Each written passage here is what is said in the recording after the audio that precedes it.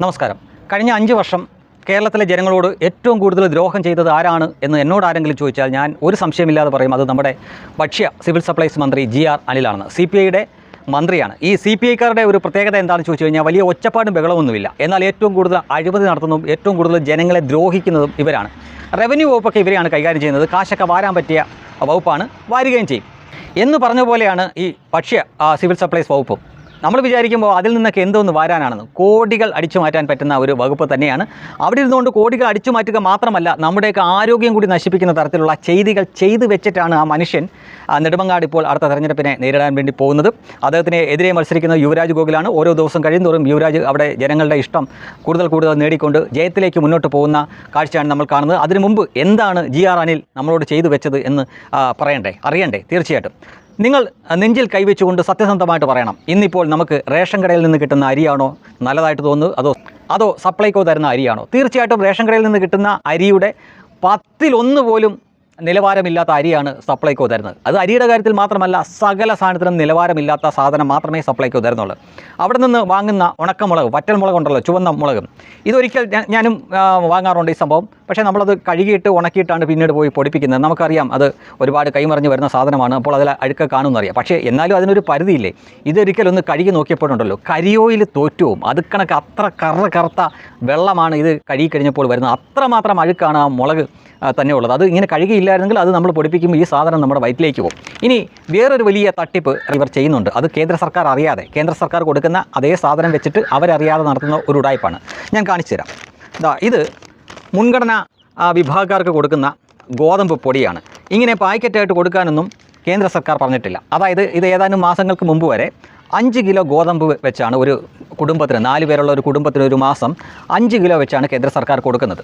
കേരള സർക്കാർ എന്ത് ചെയ്തു എന്ന് ചോദിച്ചു കഴിഞ്ഞാൽ, ഓരോ പാക്കറ്റ് 4 പാക്കറ്റായിട്ട് അത് പൊടിച്ച് പാക്ക് ചെയ്ത് ഇതാ കേരള സർക്കാരിന് ഇവിടെ എഴുതും. ഈ കേരള സർക്കാരിന് എഴുതി ഇത് കേരളം കൊടുക്കുന്നതാണ് എന്ന് തോന്നിപ്പിക്കാൻ വേണ്ടിയിട്ടാണ് ഇവരിത് പൊടിപ്പിക്കുന്നത്. പക്ഷേ ഇവരിത് പൊടിപ്പിച്ചിട്ട് സൗജന്യമായിട്ടാണ് കൊടുത്തിരിക്കുന്നതെങ്കിൽ അങ്ങനെയെങ്കിലും പറയാമായിരുന്നു. പക്ഷേ ഇത് സൗജന്യമല്ല. ആദ്യ സമയത്ത് ഇതിന് 7 രൂപയായിരുന്നു, ഇപ്പോഴത് 9 രൂപയാണ് വാങ്ങുന്നത്. അതായത് ഇത് പൊടിക്കുന്നതിനുള്ള കൂലിയാണ് എന്ന് ഓർക്കണം. ലക്ഷക്കണക്കിന് കുടുംബങ്ങൾക്ക് കൊടുക്കാനുള്ളതാണ്. അപ്പോൾ ഇത് ആരുടെ മില്ലിൽ വെച്ചായിരിക്കും പൊടിക്കുന്നത് എന്ന് നമുക്ക് ഊഹിക്കാവുന്നേ. ഏതെങ്കിലും അന്തംകമ്മിയുടെ മില്ലിൽ തന്നെയായിരിക്കും. 9 രൂപ വെച്ച് ഇത്ര ലക്ഷക്കണക്കിന് കിലോ സാധനം പൊടിക്കുമ്പോൾ തീർച്ചയായിട്ടും അവർക്ക് ലാഭമായിരിക്കും. ഇനി നോക്കൂ, ഈ സാധനം 5 കിലോ ഗോതമ്പ് മണിയായിട്ട്, അതായത് നമ്മൾ അരി ഇല്ലേ, നെല്ലിൻ്റെ അരി എന്ന് പറഞ്ഞ പോലെ തന്നെ ഈ ഗോതമ്പ് മണിയായിട്ട് തന്നെ കൊടുക്കാനാണ് ഇത് കേന്ദ്ര സർക്കാർ കൊടുക്കുന്നത്. അവർ കൊടുക്കുന്നതും ഗോതമ്പ് മണികളാണ്, ധാന്യമായിട്ടാണ് കൊടുക്കുന്നത്. പക്ഷേ ഇത് ഇവിടുത്തെ സർക്കാർ പൊടിച്ചിട്ട് 4 പാക്കറ്റായിട്ട് ഇങ്ങനെ കൊടുക്കും. 1 കിലോ മാത്രമായിട്ട് ഈ ഗോതമ്പ് മണിയായിട്ട് കൊടുക്കും. എനിക്ക് നല്ല വ്യക്തമായിട്ട് അറിയാവുന്നതുകൊണ്ട് ആളുകൾ ഇങ്ങനെ മേടിച്ചിട്ട് ഈ 1 കിലോ ആയിട്ട് കിട്ടുന്ന സാധനം എന്തെടുക്കാനത് പൊടിപ്പിക്കാൻ പറ്റത്തില്ലല്ലോ. 5-6 മാസം അതിങ്ങനെ സൂക്ഷിച്ച് വെച്ചിട്ട് ഒന്നിച്ചാണ് പലരും അതുകൊണ്ട് പൊടിപ്പിക്കുന്നത്. ഇനി ഇതിനകത്ത് ഉടായ്പ എന്താണെന്നല്ലേ, ഒന്ന് ഇതിൻ്റെ ഈ വില, അതായത് ഇത് ശരിക്കും സൗജന്യമായിട്ട് കൊടുക്കേണ്ട ഗോതമ്പ് നാണ്യം ഇതിവർ പൊടിച്ചിട്ട് ഈ കേരള സർക്കാർ എന്ന് പേരെഴുതാൻ വേണ്ടിയിട്ട് ഇവിടെ കേരള സർക്കാർ എഴുതി വെച്ചിരിക്കുന്നു. അതിനുശേഷം ഇതിൻ്റെ തൂക്കം നിങ്ങൾ ശ്രദ്ധിക്കൂ. ഇതിൻ്റെ തൂക്കം എന്ന് പറഞ്ഞാൽ 950 ഗ്രാമേ ഉള്ളൂ. 50 ഗ്രാം ഇതിൽ തന്നെ കുറവാണ്. 50 ഗ്രാം കുറവാണ്. അതായത് ഒരു കുടുംബത്തിന് 4 പാക്കറ്റാണ് കൊടുക്കുന്നതെങ്കിൽ അതിൽ തന്നെ 200 ഗ്രാം കുറവാണ്. ഓരോ കിലോ വെച്ച് കൊടുക്കേണ്ടതിന് 950 ഗ്രാം മാത്രമേ ഉള്ളൂ. അത് 4 പാക്കറ്റ് ആകുമ്പോൾ 200 ഗ്രാം കുറവാണ്. അങ്ങനെ ലക്ഷക്കണക്കിന് ഈ റേഷൻ കാർഡുള്ള കുടുംബങ്ങൾ നമ്മുടെ കേരളത്തിലുണ്ട്. അപ്പോൾ അതിൻ്റെ ആ 200 ഗ്രാം വെച്ചിട്ട് വെറും 1 ലക്ഷം തന്നെ ഒന്ന് കണക്കാക്കി നോക്കി. 1 ലക്ഷം കുടുംബത്തിനാകുമ്പോൾ എത്ര കിലോയുടെ കാശാണ് ഇവർ അടിച്ചു മാറ്റുന്നത് എന്ന് ആലോചിച്ച് നോക്കുമ്പോഴാണ് പലതുള്ളി പെരുവെള്ളം എന്ന് പറയുന്ന പോലെ ക്ലാസിക് ആയിട്ടുള്ളൊരു കൊള്ളയാണ് അവർ ഇത് വെച്ചിട്ട് നടത്തുന്നത്. യഥാർത്ഥത്തിൽ ഇങ്ങനെ കൊടുക്കാൻ പോലും കേന്ദ്ര സർക്കാർ പറയുന്നില്ല. അവർ 5 കിലോ ധാന്യം കൊടുക്കാനാണ് പറയുന്നത്. ഇവർ കേരള സർക്കാരാണ് ഇത് തരുന്നത് എന്ന് തോന്നിപ്പിക്കാൻ വേണ്ടിയിട്ട് 4 കിലോയോളം പൊടിച്ച് 4 പാക്കറ്റിലാക്കി, അത് ഓരോ കിലോ പാക്കറ്റല്ല 950 ഗ്രാമിൻ്റെ പാക്കറ്റാക്കിയിട്ട് അതിൻ്റെ മുകളിൽ കേരള സർക്കാർ ഇതുകൂടി എഴുതി വെച്ചിരിക്കുന്നു. ഈ വകുപ്പ് കൈകാര്യം ചെയ്യുന്ന ആരാണെന്ന് ചോദിച്ചു കഴിഞ്ഞാൽ GR അനിലാണ് ആ വകുപ്പ് കൈകാര്യം ചെയ്യുന്നത്. അയാളെ കണ്ടാൽ പറയുമോ അയാൾ എന്തൊരു സൗമ്യനായിട്ടുള്ള വ്യക്തിയാണ്. പക്ഷേ ഈ ഇത്തരം ഉടായ്പകൾക്ക് കൂട്ടുനിൽക്കുന്ന, കൊള്ളയ്ക്ക് കൂട്ടുനിൽക്കുന്ന, നമ്മുടെ ആരോഗ്യം കൂടി നശിപ്പിക്കുന്ന തരത്തിൽ ഒരു വകുപ്പ് കൈകാര്യം ചെയ്യുന്ന ഇതുപോലുള്ളവരെ ഇലക്ഷനെ തോക്കണമെന്നൊന്നും അല്ല ശരിക്കും പറയേണ്ടത്. ഇത് പ്രായമായ വലിയമ്മമാരൊക്കെ ഇരുന്നുകൊണ്ട് കുത്തിയിരുന്നിട്ട് ഇടിവെട്ടി പോകണമെന്ന് പറഞ്ഞ് പ്രാകാറില്ലേ? അത്തരം കാര്യങ്ങളാണ് ശരിക്കും ഇതുപോലുള്ളവരുടെ തലയിൽ വീഴേണ്ടത്, അല്ലാതെ കേവലം ഒരു തെരഞ്ഞെടുപ്പിലെ തോൽവി മാത്രമല്ല. കാര്യം ഇതൊക്കെ തലമുറകളോട് ചെയ്തു വെക്കുന്ന ദ്രോഹമാണ്. നല്ല ഭക്ഷണം കൊടുക്കുക, നല്ല ധാന്യം കൊടുക്കുക, ഇതൊക്കെയാണ് സർക്കാർ ശരിക്കും ചെയ്യേണ്ടത്.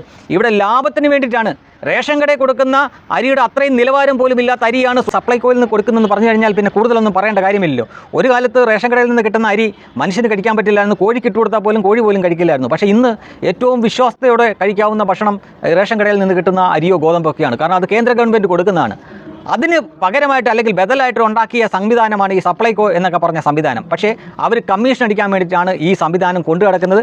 കമ്മീഷൻ അടിച്ചോട്ടെ, കുഴപ്പമില്ല, ഒരു മര്യാദയ്ക്കൊക്കെ കമ്മീഷൻ അടിച്ചോട്ടെ. പക്ഷേ ഏറ്റവും കൂതറ സാധനമാണ് അവർ ആ സപ്ലൈകോ വഴി നമ്മളെ കൊണ്ട് തീറ്റിക്കുന്നത്. കൂടാതെ ഈ റേഷൻ കട വഴി കേന്ദ്ര സർക്കാർ കൊടുക്കുന്ന സാധനം പോലും അത് അവർ തരുന്നതാണെന്ന് തോന്നിപ്പിക്കാൻ വേണ്ടി അതിലും ഈ പാക്കറ്റ് കുത്തിക്കയറ്റി അതിൽ അവരുടെ പേര് എഴുതിയിട്ട് തൂക്കത്തിലും വെട്ടിച്ചിട്ടാണ് നമ്മളിലേക്ക് ഈ സാധനം എത്തുന്നത് എന്ന് ഓർക്കുക. അങ്ങനെ ഉഡായിപ്പ്, കൊള്ള, തട്ടിപ്പ്, അങ്ങനെ സകല സംഗതികൾക്കും സപ്ലൈകോയ്ക്കും റേഷൻ കടയിലുമൊക്കെ കൈകാര്യം ചെയ്യുന്ന ഒരു മന്ത്രിയും ആ വകുപ്പും അതിൽ ഉൾപ്പെട്ടിട്ടുണ്ട് എന്നറിയുമ്പോൾ സൗമ്യനാണ് എന്ന് CPI-ക്കാർ പറയുന്ന GR അനിലൊക്കെയാണ് ഇതിന് ചുക്കാൻ പിടിക്കുന്നത് എന്ന ബോധ്യത്തോടു കൂടി വേണം നെടുമങ്ങാടുകാർ വോട്ട് ചെയ്യാൻ വേണ്ടി ബൂത്തിൽ പോവേണ്ടത്. ഇതത്ര നിസ്സാരമായിട്ട് കാണേണ്ട കാര്യമില്ല, അത്രയും ഗുരുതരമായിട്ടുള്ള കാര്യമാണ്. നല്ല സാധനം, പൈസ കൊടുത്താൽ നല്ല സാധനം നമുക്ക് ലഭിക്കുക എന്നത് നമ്മുടെ അവകാശമാണ്. അവിടെ പോലും മോശം, തേർഡ് ക്വാളിറ്റി എന്നൊന്നും പറഞ്ഞുകൂടാ, അതിലും മോശമായിട്ടുള്ള സംഗതികളാണ് സപ്ലൈകോ വഴി അവർ നൽകുന്നത്. കേന്ദ്ര സർക്കാർ നമുക്ക് സൗജന്യമായിട്ട് നൽകുന്ന റേഷൻ കട വഴി നൽകുന്ന ധാന്യത്തിൽ പോലും കൃത്രിമം കാണിക്കുകയും അത് തങ്ങൾ തരുന്നതാണ് എന്ന് തോന്നിപ്പിക്കാൻ വേണ്ടി പൊടിച്ച് പാക്കറ്റാക്കി കേരള സർക്കാർ എന്ന് എഴുതുകയും കൂടെ ചെയ്യുന്ന ആ ഉഡായിപ്പ് കൂടി നമ്മൾ ഈ തെരഞ്ഞെടുപ്പ് കാലത്ത് മനസ്സിലാക്കേണ്ടതുണ്ട്.